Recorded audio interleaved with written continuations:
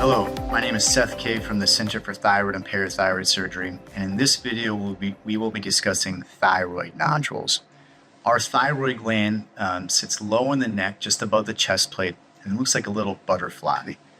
Its role in our body is to produce a hormone that helps to control metabolism. Independent of that function, sometimes growths will form inside the thyroid gland. We call these growths thyroid nodules. We honestly do not know how or why these nodules form or why some grow and others don't. Because we lack that understanding, I cannot recommend a diet or supplement or prescription medication that is effective in shrinking these nodules or preventing them from growing in the future. So unfortunately, we lack the understanding on how to influence these nodules. What we do understand is that these nodules are incredibly common. In fact, over 60% of the Earth's population has them, and I have them myself. We know their presence does not affect the function of the thyroid over 95% of the time. Oftentimes, these nodules are discovered incidentally on imaging of the neck or the chest when we're looking for something completely different. Lastly, and probably the most important thing we understand about thyroid nodules is that it is possible for them to be cancerous. Thankfully, the risk for cancer is very low, less than 5%. The best way to rule out cancer of a thyroid nodule is to take a look with an ultrasound. The reason being, an ultrasound gives us the best detailed images of these nodules, better than a CAT scan, better than an MRI.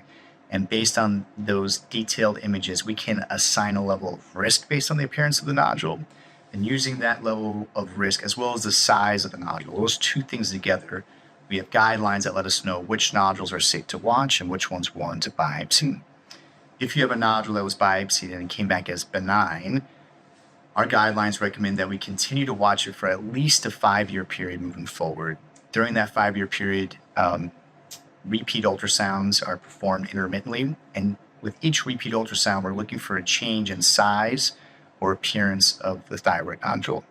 If we have a benign biopsy and we have established that your thyroid nodules are stable in size and appearance over a 5-year period, we know two things pretty confidently.